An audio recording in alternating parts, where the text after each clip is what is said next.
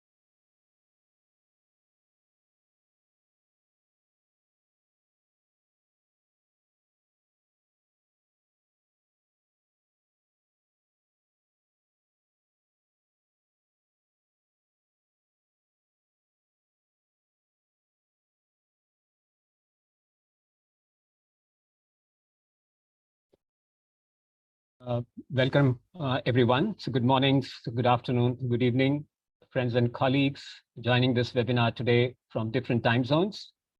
Let me at the outset mention that there is an interpretation facility available in French and Spanish languages, and colleagues wishing to use that facility may use the interpretation tab at the bottom of the screen, which is next to share screen tab.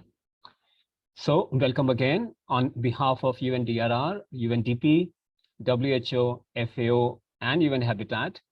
Let me welcome you to the first edition of the webinar series on building resilient urban systems.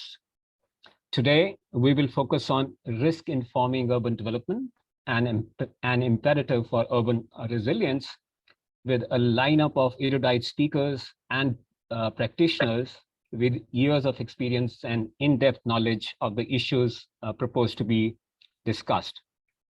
As we all know, the profile of humanity is already urban, be it infrastructure, development assets, socioeconomic processes, people, their lives and livelihoods, as well as risks.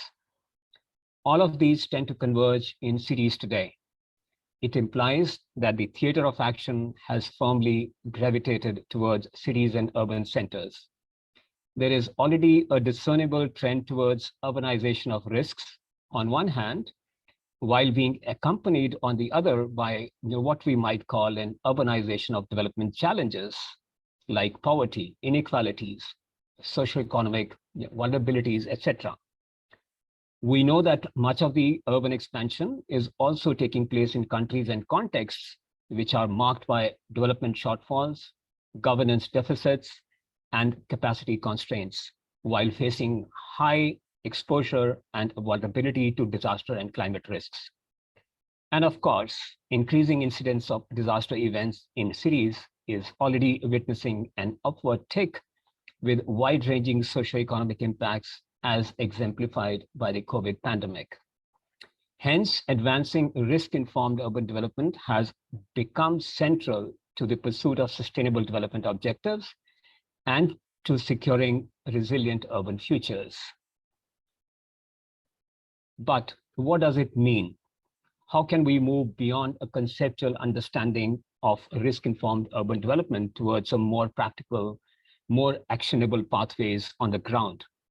How do we get different actors, sectors, and stakeholders to envision and shape shared resilient urban spaces by moving beyond linearity towards a more systems thinking and approach? How can we elevate our risk management interventions to make them deliver resilience building core benefits? Do we have the requisite tools and expertise for resilience diagnostics? Are there any examples of some practical application of a resilience building work being pursued at the city level in countries? These and related questions continue to challenge us from time to time. And today we will try to seek some answers from our erudite panel. But before we invite our panelists, let me request Mr. Ronald Jackson, who is head of UNDP's Global DRR and Recovery for Building a Resilience team, based in Geneva, for sharing some initial reflections to kickstart the deliberations. Ronald, the floor is yours for your opening remarks. Thank you. Thank you very much, Rajiv, and for the questions, which I think serve as an excellent teaser, not just for those who will be speaking, but for those of us who will be engaging in the panel. Let me say good morning, good afternoon, good evening, a very warm welcome to all of you to this first webinar of a new Making Cities Resilient 2030 series focusing on building resilient urban systems. It is my pleasure to welcome you and to make a few opening remarks ahead of an impressive lineup, as Rajiv said, of erudite speakers who will lead us on a deeper dive on what is an increasingly critical issue in this era of escalating climate risk and rapid urbanization. In fact, you hear all the time when the speakers in the development and of course in the humanitarian community speak, they speak of a world beset by polycrises. As Rajiv outlines, the effort really is or need to scale up a risk-informed development approach in what is the theater, not just of the future, but of the present, which is our towns and cities. In less than 1 month's time, member states and other stakeholders, including local governments, will gather at the United Nations General Assembly for a high-level meeting on the findings of the midterm review of the Sendai Framework for Disaster Risk Reduction.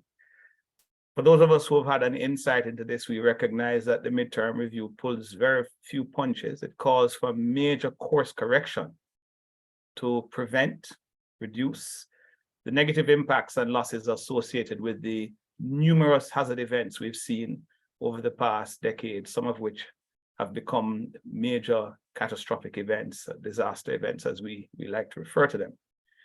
The report reveals that since 2015, the number of people affected by disasters has increased 80%. It also details how disaster costs the global economy more than 520 billion each year. And for some of the countries who face this specifically, it is much more difficult than it is for others. At the high-level meeting, the General Assembly is set to adopt a political declaration calling for much greater action to strengthen disaster resilience in every decision, action, and investment we make. Achieving such a dramatic course correction will not be easy and will require us to take risk into account in every decision related to the way we live, the way we consume, the way we build, the way we invest. Colleagues, for us to succeed, this transformation will be, by necessity, very much focused on our urban and peri-urban areas. With increasing urban-centric disasters and a rapid accumulation of risk in our cities, concerted focus on urban resilience is imperative. Advancing risk-sensitive urban development will be crucial to achieving resilience-building objectives. Scaling up ambition and action on climate and disaster risk reduction at the local and urban level is why UNDP, along with several of our sister UN agencies, namely UNDRR and UN Habitat and others, are working in tandem through Making Cities Resilient initiative to foster this shift and to translate the vision into action. MCR 2030 has mobilized more than 1,510 local governments with a combined population of over 470 million from a total of 74 countries and territories. Today's discussion will pick up on the shared commitment to accelerate collective action to reduce existing risk while preventing the creation of newer ones. Risk-informing urban planning, development, and implementation is a key element of this approach. So this webinar series is a part of the collective commitment of UN agencies to scale up implementation of the United Nations Plan of Action on Disaster Risk Reduction. There will be future webinars, which will include a focus on health systems under the lead of the WHO and food security under the lead of the FAO. Further details will be shared on these via the MCR 2030 mailing list and various social media channels. Along with you, I look forward to practical and action-oriented ideas to take the conceptual understanding of risk-informed development forward towards its application in all aspects of urban development. I thank you very much. And now let me hand the floor back to our good colleague, Rajiv, to initiate today's deliberations. Thank you so much, Ronald, for outlining the context so succinctly and for setting the tone for the deliberations today. Let me also request the participants to please keep sharing your comments or questions that you might like to pose to the panelists by using the Q&A function, which we will continue to monitor and take note of. And at the end, then we'll try to take some of these questions, if not all, time permitting, back to our speakers. With this, let me invite the first speaker, Ms. Angelica Planets. She's team leader DRR in UNDP's global DRR team and has been among the pioneers of outlining and developing a risk-informed development approach. We would request her to help us understand what risk-informed urban development entails and the efforts being supported by UNDP for its implementation at the city level. Over to you, Angelica, for the next 10 minutes. Thank you. Thank you very much, Rajiv, and hello to everyone. It's really a pleasure to be here with you today, and thanks for the invitation. So, as was mentioned, risk-informed urban development has really become an urgent priority. And I've been asked to focus on what risk-informed urban development means and how it can be advanced effectively at the city or municipal level. So let me start with two quick takeaways on urban risk. Firstly, as we heard, the world is rapidly urbanizing, and in fact, 70% of the global population will live in cities by 2050. It's not a new figure, but still good to recall. So this development is also influencing the speed by which urban risk levels are accumulating. For example, by 2050, urban populations exposed to cyclones will more than double, from 310 to 680 million. And the exposure to major earthquakes will increase from 370 to 870 million people. Secondly, also urban risk has quite distinctive characteristics. So it is very much linked to small-scale, everyday disaster events that have cumulative effects for larger-scale disasters. So examples of such events would be highly localized, small-scale fires and floods and storms and similar. And these everyday disaster events are frequently left out of the national disaster databases, and they do not form often the focus of some of our climate change or disaster management policies. Also, urban risk is very much shaped by chronic risk factors related to poor urban planning and management, or urban poverty, or inadequate infrastructure and services. So in 2015, the World Economic Forum identified the failure in urban development as one of the 28 global risks. So this is quite interesting, I think. So contemporary urban planning basically often lacks guidance on what is necessary to build resilience. Many urban risk management policies are ad hoc and disconnected. But as we heard before, the disaster risk and other types of risks, such as conflict, epidemics, and economic shocks, they are more and more intersecting with compounding and knock-on effects.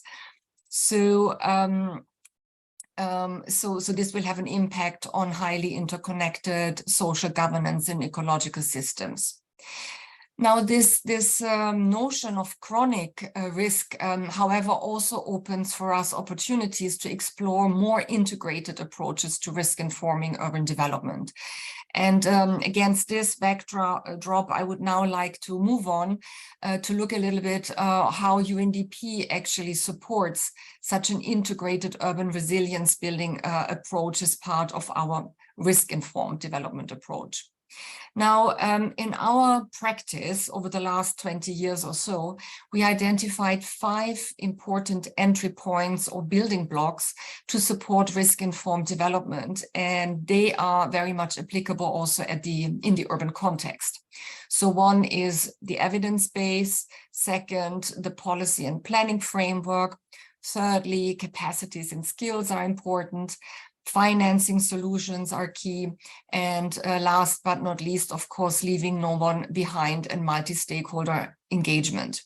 So urban resilience building really requires much more than a sole focus on the urban planning process. It's much more than this. So let's maybe dive a little bit deeper and let me unpack a bit more those 5 entry points. So the first one, evidence-based for risk-informed urban development. So here, what we want to do is looking for practical links between a whole range of analysis methodologies that we have in the toolbox of risk and urban development practitioners, so that we can actually capture the multidimensional nature of risk. And a practical example here would be to conduct risk-sensitive land use planning, to identify hazard-prone areas and to inform development planning in the municipality. And in UNDP, we have done this support, for example, in Valing municipality in Nepal, where a multi-risk sensitive land use plan was instrumental for preparing a comprehensive city plan. And it also informed the municipality's land use policy and act. And similar work also we have done in Vientiane, in the Lao PDR, to enhance this data analysis for much more evidence-based risk-informed national and urban planning. So moving to the second entry point, this is the policy and planning frameworks. Here it's really important to focus more than we normally do on coherence and complementarities between the different urban policy objectives, such as resilience, ecology, growth, and equality. Or, for example, what are the trade-offs between ecological preservation on the one hand versus urban expansion on the other hand, but also trade-offs between national, subnational, and urban policies and priorities. So it really invites us to look for co-benefits and win-win solutions that can address multiple risks and support a much more long-term vision with a focus on, looking at interests of different groups of our societies.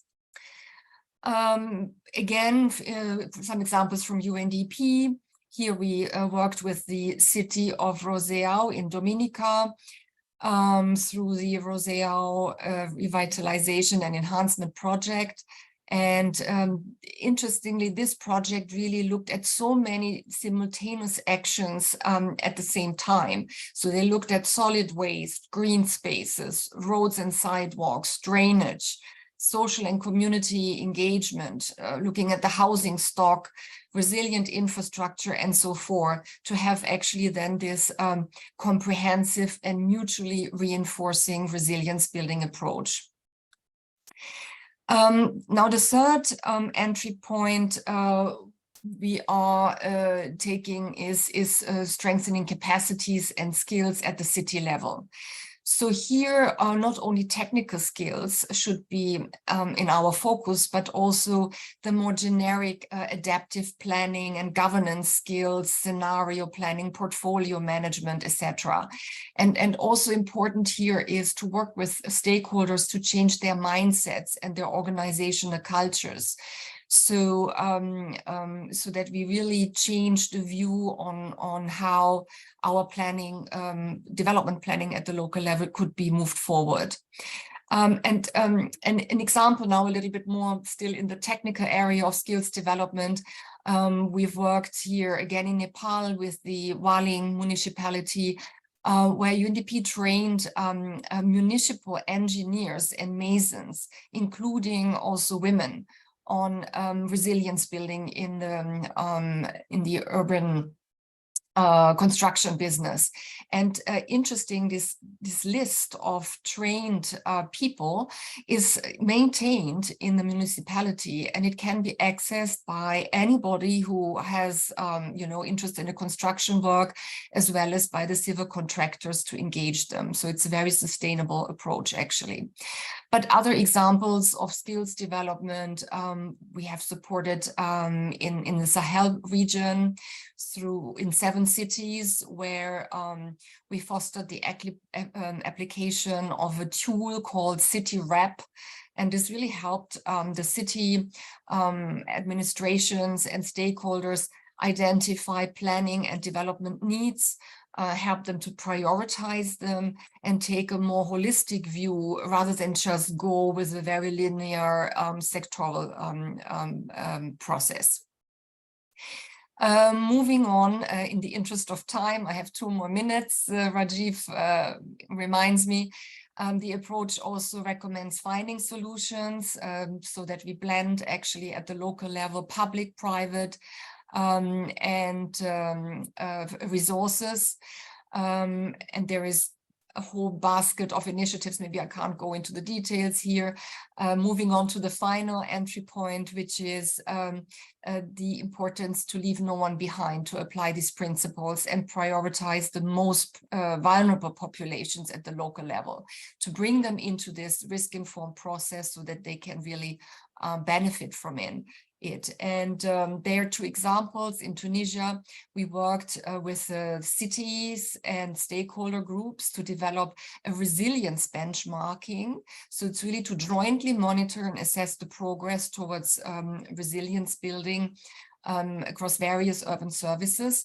And also again in Dominica, we supported in Roseo a city stakeholders forum to really again help engage a whole range of actors to develop the city's resilience plans. So to start with, really cities need to rely on just 2 or 3 of those 5 entry points. Otherwise it could be too much to focus on at once. But ultimately all of this is important to make sure that this urban risk-informed process is sustainable and institutionalized at the organizational as well as the societal level. And in interest of time, I'm not summarizing again, but immediately give the floor back to Rajiv. So thank you so much for your attention. Thank you so much, Angelica, for a very detailed, crisp explanation of what risk-informed development entails, and of course, highlighting these special, characteristics of urban risks, where your emphasis on everyday local sort of risk, which tend to undermine urban resilience far more than some of the dramatic disasters that we, traditionally focus our attention on. And also for sharing these key entry, points, which can be used to initiate and advance action strategically. And not that all of these need to be, pursued together, but some of these, can be capitalized based upon the specific, context of a city or a municipality's needs and, priorities there. And also these examples of some of the practical work that you are, pursuing, they are, quite informative. So I understand that when we say risk-informed, so we are envisaging a multi-risk lens and interconnected challenges or, complexities in an urban context, while at the same time acknowledging that this requires action beyond administrative domains by bringing in diverse set of actors, sectors, and stakeholders. But of course, it's easier said than done. So how can we adopt, implement, and institute a more rounded, or what we say, a systems approach or thinking at the city level? Let's benefit from the expertise and erudition of Professor Bharat Daya, who is director of the Research Center for Sustainable Development and Innovation in the School of Global Studies, Thammasat University, Bangkok, Thailand. He is also extraordinary professor, School of Public Leadership, Stellenbosch University, South Africa, and has been among one of the lead authors for the World City Report 2020. So Professor Bharat, I invite you to please speak on what does systems thinking entail at the city level, and how is it critical for advancing risk-informed urban development? Thank you, and the floor is yours for 10 minutes, please. Thank you, Rajiv. Hello, colleagues and friends. Greetings from the School of Global Studies, Thammasat University, Bangkok. First of all, I would like to thank the organizers for this opportunity to contribute to this webinar on a topical interest. As Rajiv said, I will address the question, what does systems thinking entail at city and municipal level? I will focus my remarks on 3 points. My first point for your consideration is that systems thinking is highly relevant for cities and the challenges they are facing today. Cities, as we know, are human-made systems as they deal with many kinds of activities such as economic, social, cultural, environmental, technological. We can call them human-made complex urban systems. The modern city as we know today was conceptualized in the late 19th century, especially in response to growing urbanization caused by the Industrial Revolution. Today's cities use these outdated industrial age concepts for understanding urban processes. Cities' functioning is adversely affected by the conventional thinking on their planning and management. Linear models of addressing urban problems do not work anymore, such as trying to solve the growing problem of slums by low-cost housing alone. The result is that we now have an urban slum population of over 1 billion. Siloed approaches also do not allow urban local authorities to understand the problems in a holistic manner. So this way of understanding and addressing urban problems is not suited to the emergent context of the 21st century. And it is here that the systems thinking helps us to understand the multidimensional reality of cities as a series of systems. These include the physical and built system, the socio-economic system, and the ecological system. The urban systems, as we know, are characterized by multiple actors and constituents, structures of built environment, various urban functions, linkages, and processes. The second point that I would like to emphasize is the criticality of systems approach in advancing risk-informed urban development. By their nature and functioning, cities are an anomaly to natural systems. This is because compared to natural systems, the resource use and exchange of flows in cities is more intense than those found in the natural systems. By disturbing the natural processes, urban systems create problems of environmental sustainability and of their own resilience. So this juxtaposition of natural ecological systems and cities as artificial resource-consuming systems is what is creating all sorts of complicated and wicked challenges. Complicated challenges are those where we have sufficient evidence, but implementation requires societal consensus. For example, policies for modest carbon taxation or income redistribution. And then we have the wicked challenges, or let's say wickedly difficult challenges. The problem here is that of low factual certainty combined with low societal support. Examples include how to decarbonize urban economies or how to build urban resilience that we are discussing today. Systems thinking can provide critical aid in tackling the complicated and wicked challenges related to building urban resilience. The challenge that we now have is to understand cities as systems and co-design them in order to raise their functionality. This needs to be done not only to serve urban residents in a resilient manner, but also to sustain the quality of natural life supporting systems. Finally, my third point underlines what does systems thinking entail at city and municipal level. Now, applying systems thinking at city or municipal level requires a few steps or considerations.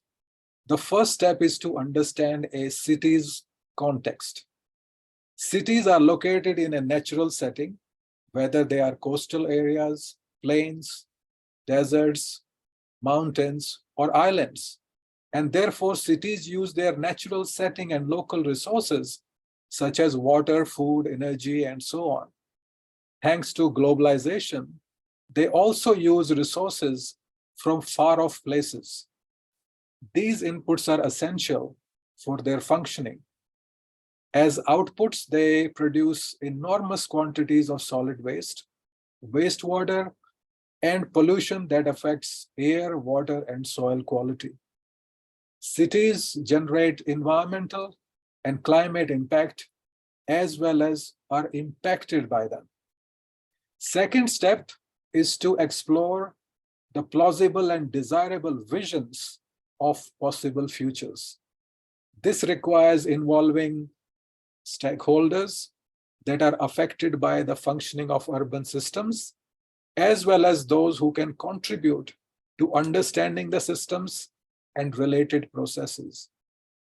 Here, a co-design and co-production could be handy in developing new ideas and solutions. The third step is applying systems thinking to cities is to set clear goals. Our goals should allow us to outline clear objectives and priorities. This process will help us focus on what needs to be done and what not, keeping in view the temporal and spatial scales. We should aim at optimizing the design and development actions without getting into paralyzing complexities. Fourth step, related to engaging a wide cross-section of actors. This needs to be done at two levels.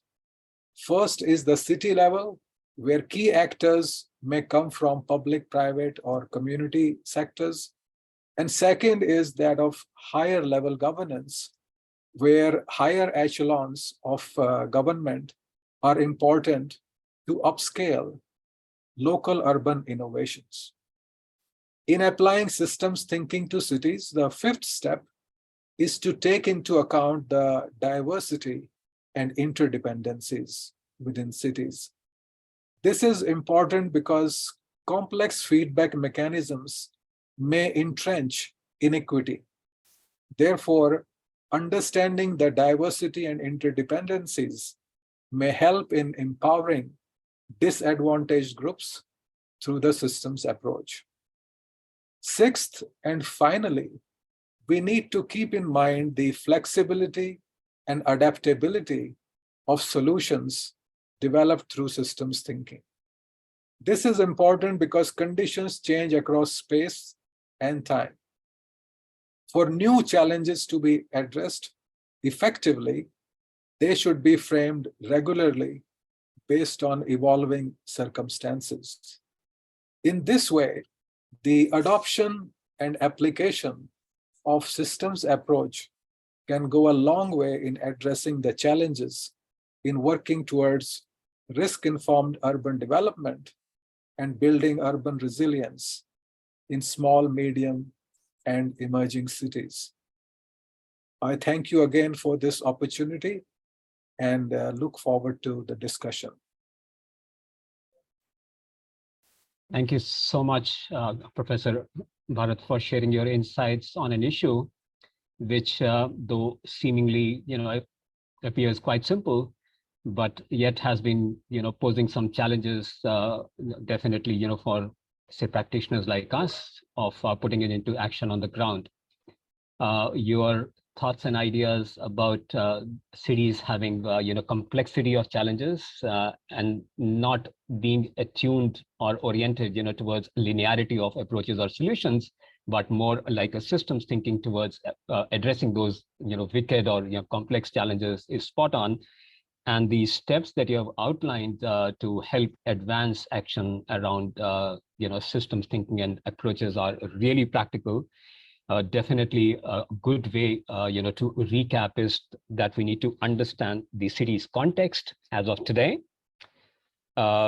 develop visions for what we want the city to be in future, set clear goals towards advancing action towards that, engaging cross section of those challenges at the same time and not in a sequential manner, factoring in diversities and interdependencies where these are most useful, and keeping in mind the flexibility of solutions when we are addressing these. I think these will be very, very helpful to for many of us practitioners who work at the city level to understand and find some solutions towards addressing this issue. So moving on, one key element of risk-informed urban development is the need to analyze or assess risks. But for resilience building objectives, the need might be to connect our traditional risk assessments to resilience building diagnostics and better understanding of where the needs and those priorities are. This can help us identify actions with potential to deliver dividends across risk reduction and resilience building spectrum. But how do we do it? Do we have the requisite tools, methodologies, and expertise to conduct resilience diagnostics? Because that goes beyond traditional risk assessments and brings in a number of other elements. Can these help address all dimensions of a resilience building? To get some answers or insights to some of these challenges, let me invite Mr. Esteban Leon. He's head of City Resilience Global Program in UN Habitat, to get a better understanding of what a resilience diagnostic entails, the tools available, and how to support cities to conduct the same. The floor is yours, Esteban, for the next 10 minutes, please. Over to you. Thank you. Thank you, Rajiv. I will try to be brief so I don't see the yellow and red cards. Thanks. It's a pleasure to be here together with my colleagues. I think that it's great to be. It's always good to discuss these issues among these colleagues, because we always think alike and are in a way in the same line. The fact that we have to have a systems approach is something that has been proven already in many occasions. Why? Because if, as we said, around 5 billion people are living in cities at the moment, these cities could become a center of risk and could become a center of disasters. So that's why it is of ultimate importance for us to analyze and to take the right decisions on how do we build and plan our cities. And the only way to take the right decisions, right, is to be well informed. I mean, you cannot take a decision when you are ill-informed, or you can take the decision, but probably it's not the right decision. So that's why it's very important for us to know our cities and know our risks, and based on that, know how to plan the cities. So that's one of the approaches that we have been taking in UN Habitat, especially in our program, the City Resilience Global Program, and it's been very rich into our learning lessons. One is that we cannot focus on only one hazard. If you focus only on one hazard, then you have only one solution, right? And then if you have any other challenge, most likely the cities will react negatively to that challenge. The other is that you cannot take things into isolation. I mean, the systems thinking is precisely that. Systems influence other systems. and therefore you could enter into a kind of problematic issue when you have a problem with one system that will start impacting other systems in the city. And that's why, and that's the third one is that when you are responding constantly to a disaster, when you are in an humanitarian phase where you respond to crisis situations, if you don't start building the foundations for a sustainable development, you will end up replicating these risks. And therefore, you will have to be constantly in that responsive mood. And that's why in UN Habitat, we decided to start looking at the possibility of developing tools and methodologies for diagnosing the status of cities. What does it mean? It means that we not only develop and plan the city in a normal manner, but we also take into consideration potential shocks and also stresses that the city has.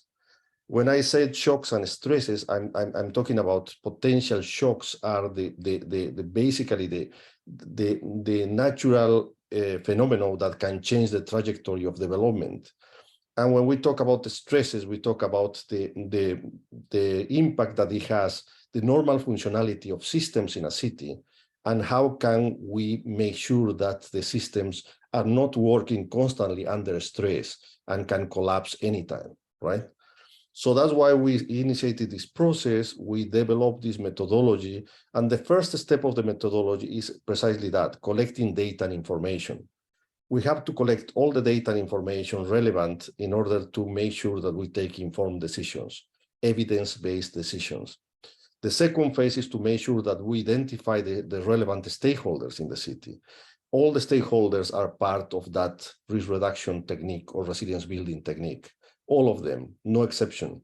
This doesn't belong only to national governments or local governments. This belongs to everyone, private sector, public, in general, civil society. Everybody has to be in that mode of building resilience and reducing risks. Third, as I said, we have to identify what are the hazards, and we have to see that multi-hazard approach. We've been in situations in which we have put so much funding into one hazard, and then suddenly we are knocked out by another hazard, and that has to be a lesson learned. So therefore, I will always make sure that we not only think in, for example, climate change issues, when you could have an earthquake in place, as it happened in many cases, and recently in Turkey and Syria.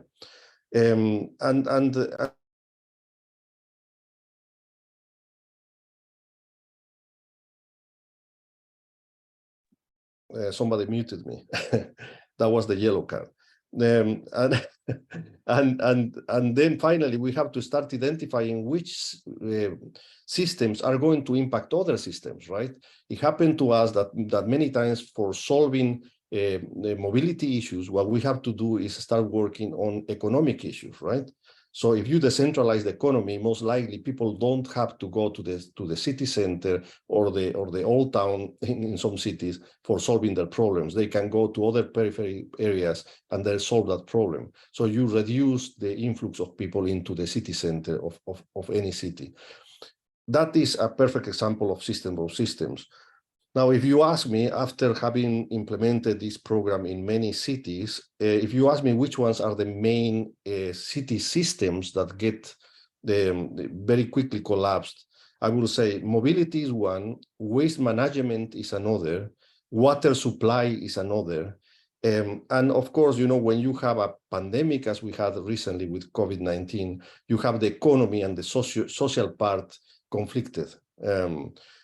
And that impacts on the systems as well. So I think that we have to go out of that mentality of boxing things into one box, but trying to open the field into what else is out there.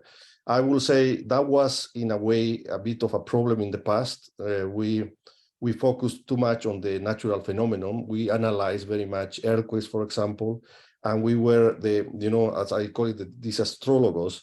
They were focusing on the challenge, but not on the solutions, right? So now we have to switch that. Instead of focusing on the challenges or focusing on the disease, We have to focus on the patient, on the city, on how do we make sure that that city will react positively to any kind of shock or stress. And that's the main objective of the program. And I must say, this is great to have this discussion with our partners, because I think that we all are thinking alike, and we are all thinking in that phenomenon. My yellow card now. Finally, I must say that we have to think that we have, as I said, more than 5 billion people in the world are living in cities. We are talking about 45 to 50,000 cities, depending on the definition you want to take. But can you imagine 50,000 cities and just a few organizations working on this? Is not possible. So I think that we have to make sure that we build capacity, and we have to make sure that we transfer knowledge. But at the same time, we have to make sure that we involve local partners, from local authorities to all local stakeholders. That's a must.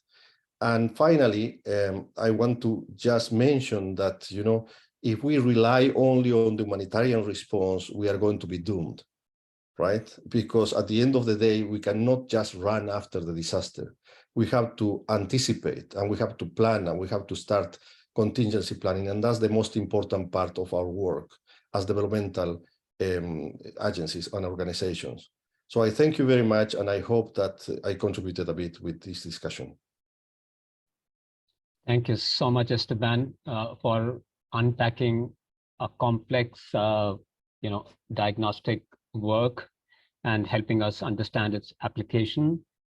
Definitely, your points about the cities being a system of systems, and that we need to not just look at the challenges, but devise solutions to address, some of them, moving away, from a hazard-centric approach towards more proactive, forward-leaning sort of a risk reduction interventions at the city level.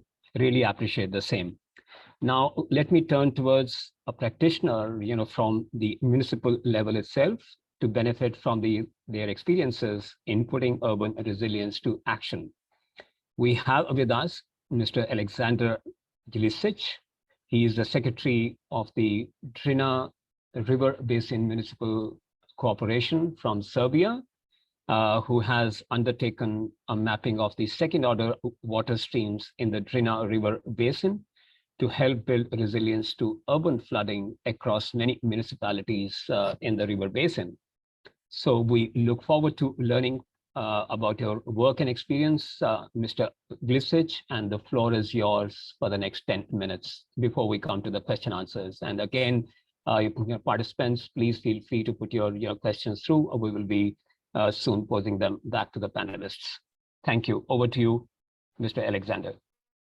Thank you, Mr. Rajiv. Hello, everybody from Serbia, precisely from Loznica. Loznica city is located in the west part of the Republic of Serbia, on the very border with Bosnia and Herzegovina.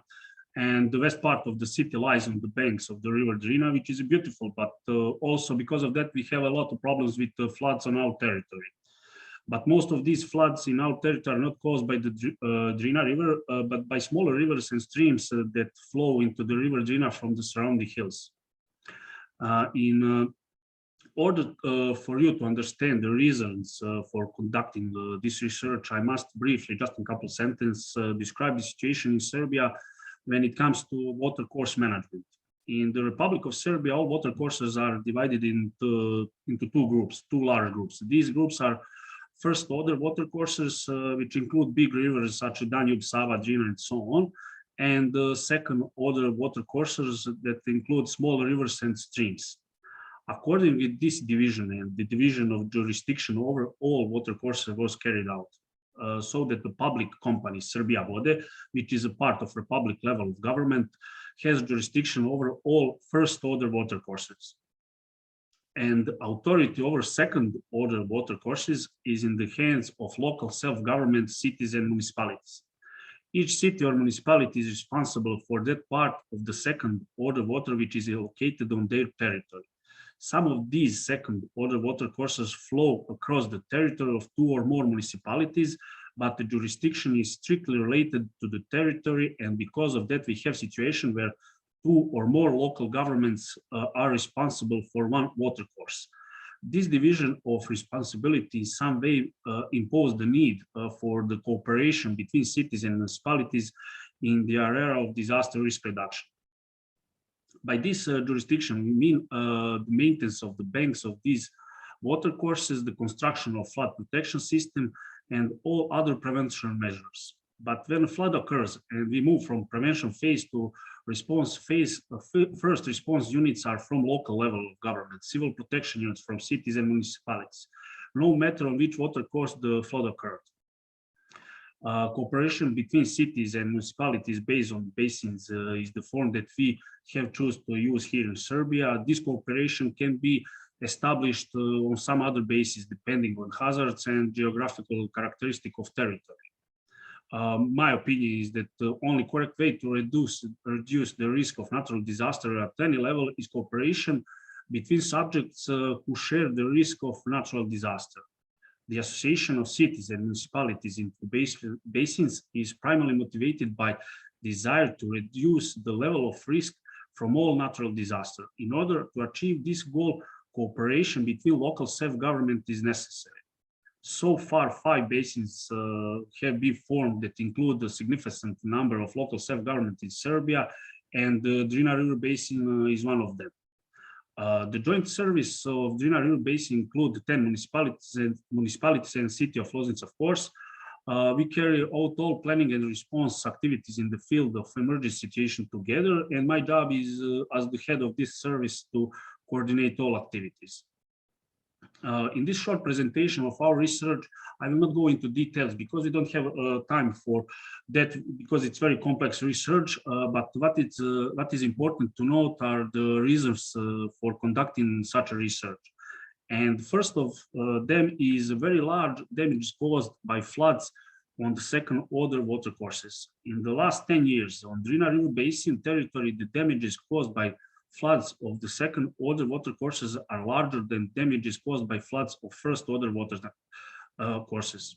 The absence, second reason is the absence of any early warning system on second order watercourses in Drina River Basin.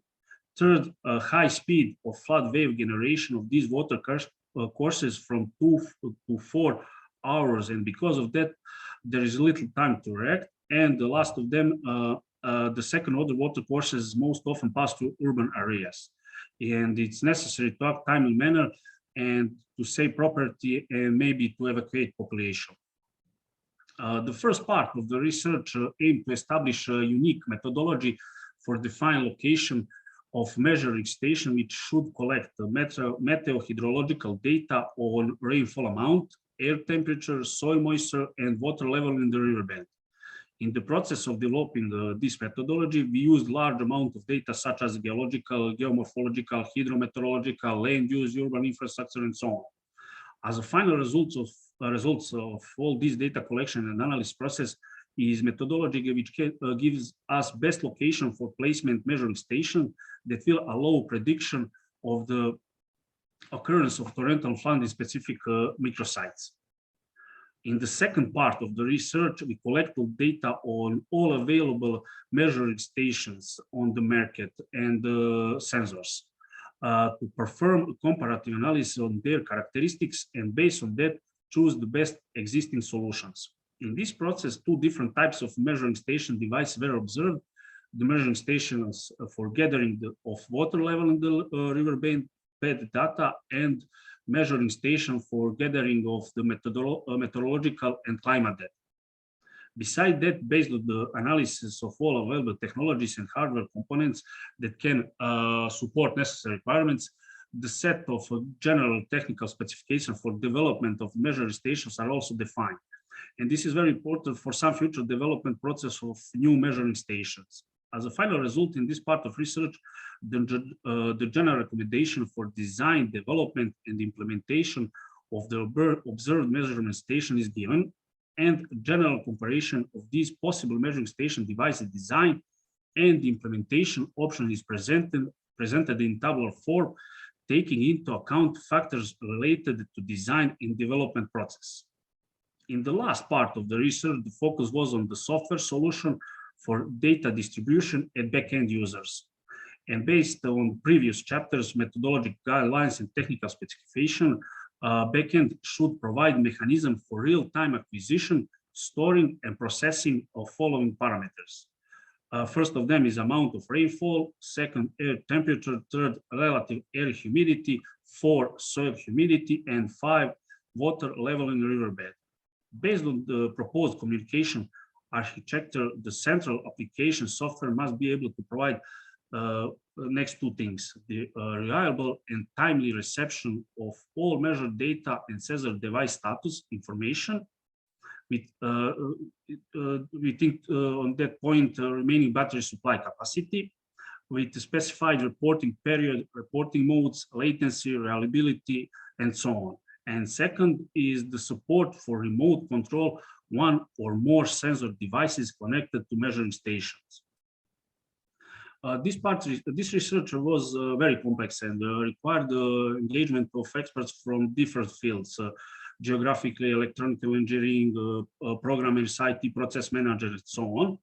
But what is important to note is that with this research, a unique methodology for setting up measuring station has been developed and which can be applied anywhere.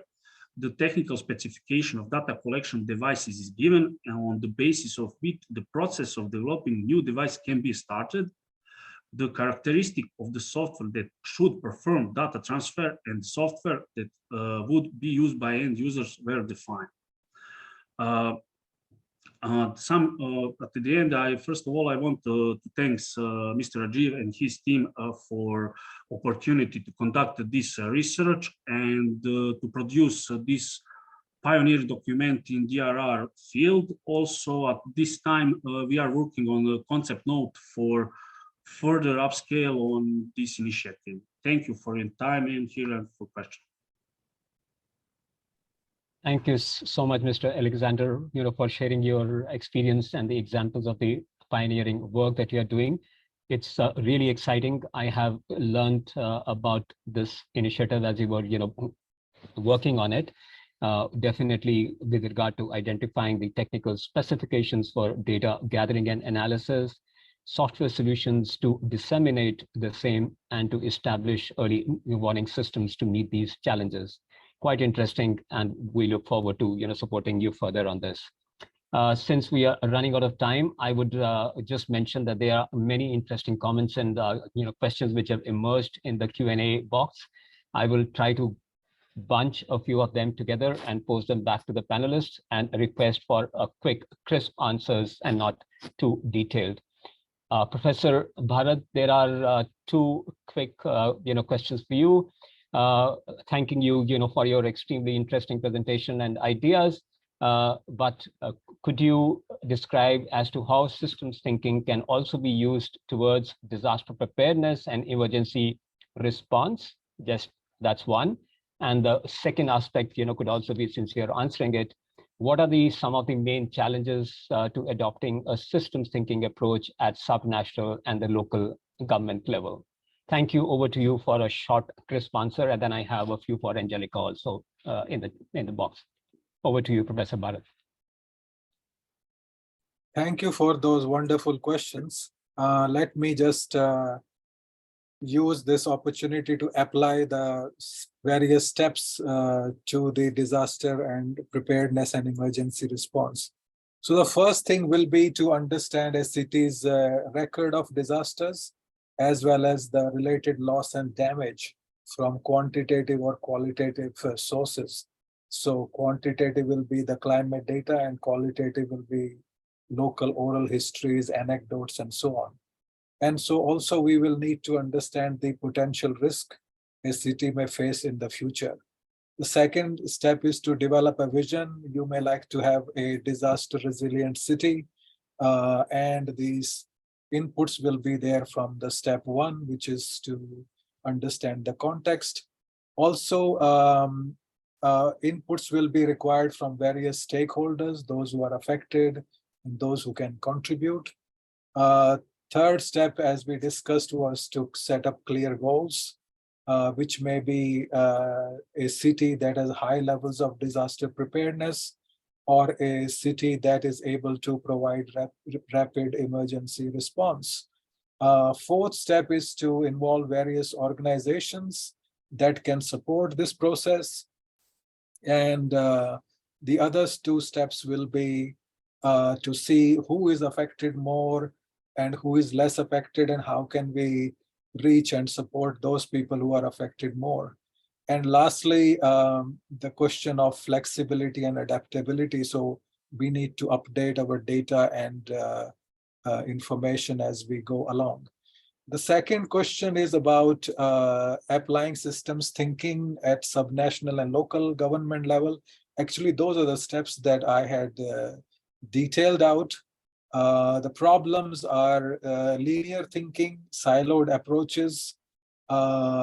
Even when you have different sectors which are very specialized, and they may think that they have solved the problem. For example, cradle to grave in case of solid waste management, or a holistic approach to water resources, flooding, water supply, wastewater management, and so on. But then each of these sectors have their own externalities. And I think that is where the systems approach come in, removing those externalities or internalizing those externalities, and coming up with a more comprehensive solution. So that's a very quick answer, Rajiv. Thank you so much, sir. Thanks, for this guidance. Angelica, I'm turning to you now. Quickly, two short, questions for you. For risk-informed development to work, governance systems need an overhauling. Without proactive approaches, how can proactive risk governance work in a situation of cascading and compounding hazard risks? I mean, quite complex here. And another is that out of the 5 entry points that you have identified, which 3 would you recommend for a city to prioritize in case it wants to advance action around that? So something more practical around these entry points could be addressed immediately. Thank you. Over to you. Thank you, Rajiv, and thank you, colleagues, for all these questions. There were, of course, a few more there, but I think starting with the last one, which entry point to start with, I think it really depends on where you are at. So if you want to go about this strategically at your city level, it would be really good to look at each of those entry points and then see where are the most promising opportunities to move forward with quick wins. So there is no, off the cuff answer here to say you should start with your information or you start with financing, etc. You really need to go through each of the 5 and think, where are we at? Where are the biggest challenges? But where are actually the best opportunities to make some progress? And then by making progress in 1 or 2 of those entry points, you will be able to also challenge those where you have more bottlenecks. The other question was about the governance. So maybe just how I understood is how can proactive risk governance work in this new situation of cascading and compounding hazard risk. So I think it's all linked to also what other presenters have been focusing on. It's about the systems approach. I think we need to be able to think about if we have an investment at the urban, at the municipal level, to really consider, to think beyond the specific, the one sector approach, to think what impact would that investment have on other sectors or other stakeholders that we are thinking of. And by this, I think we are able to better make links and think about the potential positive and negative impact something can have, and then move to the next thing. How do we mitigate this? Because probably no intervention that we plan, whether it's social sector, environmental sector, growth, economic, etc., if we do something, it will have a negative impact on another system. And we need to be aware of the negative impact, and then how can we mitigate the negative impact in the other system? So this is really this proactive and adaptive governance approach that we need to be able to achieve. And the last thing, I will just take this opportunity, Rajiv, there was a very good question. Somebody asked, where does risk-informed development work better in old, new, or future cities? And, you know, in fact, it really depends. In fact, in old cities, I would say it's difficult because you have a lot of built-up risk already, and it's really hard to move away from that. So it will be very hard there, or it will be very costly, maybe too costly. And in terms of new and future city, it really depends on how well you are able to integrate your risk consideration. You can have a future city that is risk blind. Well, you know, you've lost the game for the next, I don't know how many hundreds of years. So it all depends. So thank you for that. Thank you so much, Angelica. I had in fact kept that question for the entire panel. I thought this was for everybody to address, but thanks for picking it up. Esteban, there is a question for you. I will just quickly read that out. What are some of the good practices in applying the methodologies or tools developed by UN Habitat, especially with regard to information, data gathering for evidence-based policy and program development at city and municipal level?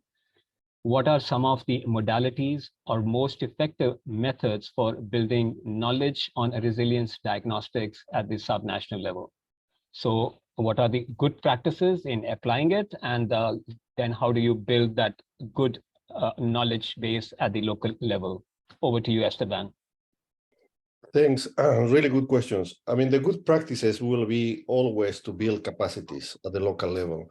We cannot work always in a responsive, as I said, mode, but we cannot always rely on external partners. I mean, it's important for us to make sure that local partners are, constantly building that capacity themselves. The most challenging part is, of course, the data. There are many cities where the data is not available or the information is not ready, right?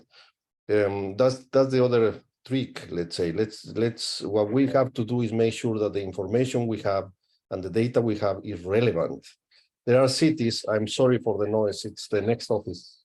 There are cities, cities that actually have lots of data, lots of information, but they really don't know what they can use it for. So I think that that's something that is very important, to make sure that we don't collect data for the sake of collecting data, right? That we collect data that is relevant and that can serve the purpose of taking decisions. That's an important point. And finally, I think that the most important, let's say, lesson that we can learn from all the experiences, I don't think they will finish soon.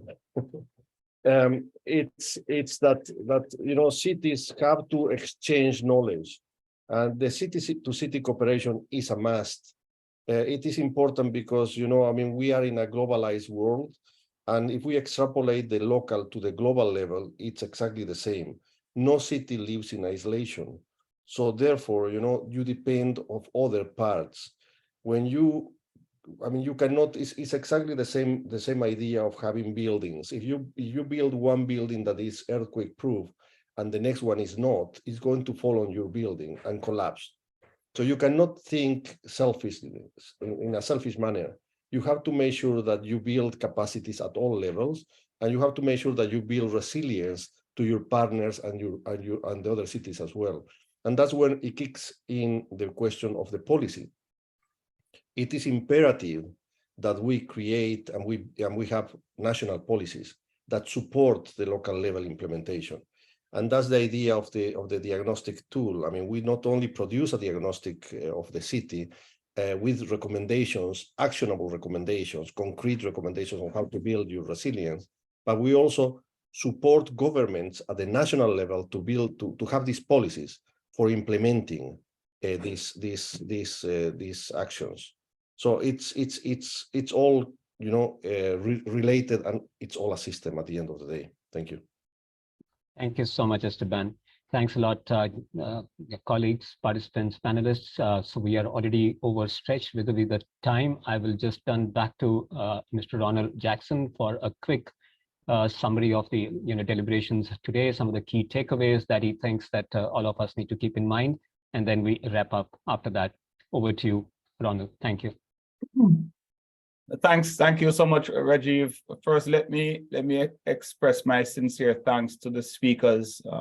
Very, very rich discussions. Always too little time, an hour presents for us to really dig into these matters, and particularly when we look at the questions that have come forward from the audience. I think there's more that we need to speak to. I think they were excellent questions, which really would allow us to highlight the value of a risk-informed development approach, and of course the application of a systems lens to these issues. Certainly we hope that between ourselves and the UNDR colleagues, we will have an opportunity perhaps to respond more fulsomely to those questions and maybe to post them at an appropriate space. I'm certainly not hoping to put any of us on the spot, but I think those questions are quite apt and necessary for us to treat. The interest certainly from the presentations was evident. I think the huge participation we got from the community, the reactions, the comments, underscores the relevance of this particular issue, and certainly the need for us to continue to ramp up our understanding of what risk-informed development entails. How do we ground this, make it real beyond simply, a buzz phrase, and what can be done to continue to apply this within the context of our municipalities and cities, as we're seeing this certainly as a central pillar of advancing resilience approaches. So some of the key takeaways, there were many. I'll try to at least speak to maybe three of these key takeaways. First, there's a definitive shift towards this urbanized humanity, as you would have heard from many of the speakers, with much of the development being public and private in these urban spaces. We're seeing a rapid, even amidst this discussion around climate change, rapid expansion of our city spaces. And of course, this will mean more and more risk accumulating in these spaces, and which requires us then to be proactive. So I like this question around how do we make cities now, cities that are new, and cities of the future more risk informed? How do we transform the existing and also plan for the future cities? And so I think that's something we need to continue to wrap our minds around. We have seen very practical reach out on some of these issues, particularly on some of the emerging cities in the Arab states and elsewhere, which I think lends itself to bringing this lens to how we apply this principle towards the future thinking. With our development processes and choices being the key risk drivers, it highlights certainly the need for us to ensure that our development decisions and investments and processes are increasingly risk sensitive and not risk averse. It must be more conscious and deliberate steps taken by all of us, all of our actors in the UN family, but also and more so at national and local level, including the community stakeholders, the private sector and IFI and others to really advance this. Second takeaway, just as urbanization accelerates, not only will risk become more concentrated, but the underlying socioeconomic variables will also become sharper, especially in cities. And I very much liked the language used by Esteban in really trying to differentiate, sort of the key issues, the underlying issues, and moving away from the sort of event-centric dispensation to really get to those variables and those indicators which demonstrates the good health of the spaces we occupy and from which we derive or economies or social interaction or well-being. So I think that's very important. So adopting a systems approach, as Professor Day indicated, to get all sectors and stakeholders engaged in urban governance and resilience building, endeavors, and devising shared approaches for collective action is imperative if we want to achieve urban resilience. It is heartening to note that action to advance a systems approach is being pursued by the UN system, but I think more so it is important that these approaches become the fulcrum for the stakeholders or national governments or local governments in applying this approach as well. It's not only about the UN. We must achieve sound development by investing in these capacities at the local level. And there's a question early up that really gets to the heart of this around good risk governance. And I think the hallmark of good risk governance is proactivity. Applying sound planning tools and risk management tools are very much central to good risk governance. So there was a question there that we didn't get to, but I think that that also impinges on that. And third, risk-informed development is key to reducing increasing disaster risk and climate risk, mounting economic losses and social inequities, as well as for preventing the creation of new risk. Social inequities, justice, rights, etc. If we're not addressing these core fundamentals, which the risk-informed development principle calls for, then we're going to be losing the battle towards the future.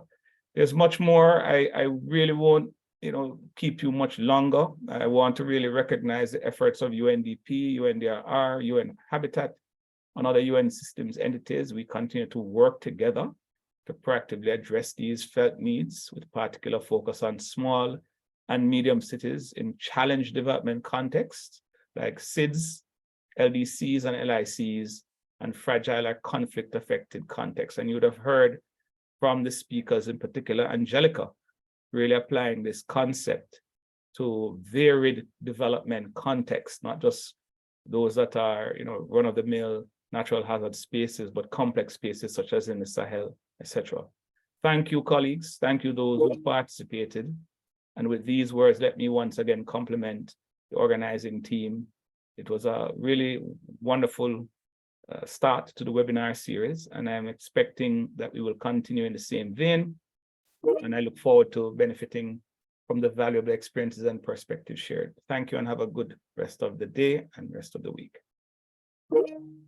Thank you so much, Ronald. So just to add a line to the vote of thanks, I would like to thank our eminent panelists for sparing their time, for sharing their knowledge and experience. Really appreciated practical experience from Serbia, really enlightening, good, and great that we'll be able to continue to engage and support on this issue. Special thanks are also due to the MCR 2030 team, Andrew McElroy, Charlie for behind the scenes anchoring of the webinar series, facilitating all the arrangement, technical support, etc. Special thanks are also due to our panel of interpreters for doing a sterling job of sharing some of the proceedings and the key messages. Simultaneously, it is not easy to have that flow and the technical language and the terminologies that many of us tend to use. And thanks also to all the participants for joining the discussion from across different time zones. We had at the peak 228 participants today. Look forward to continued engagement with this webinar series, with the next one on the health sector resilience scheduled for 3rd of May, led and anchored by WHO, and another one on the food security resilience on 19th of May, led and anchored by FAO. And we will continue this engagement. If you have any further questions, so we will try to reach back as advised by Ronald to some of the questions that we have not been able to address. If there is anything else to be reached out to, please feel free to reach out to UNDRR MCR 2030 team or to us here. Thank you so much and all the best to you. Thanks again for your time and your participation. Wonderful. Thank you so much.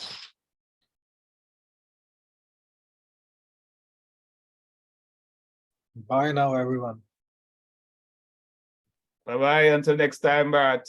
Esteban, I'll drop you a line, Esteban. Yes, So yes. you know. Bye. Thank you. Thanks, Andrew. See you. Yeah. Yeah, well done, guys. Well done. Thank you. Top stuff. Cheers.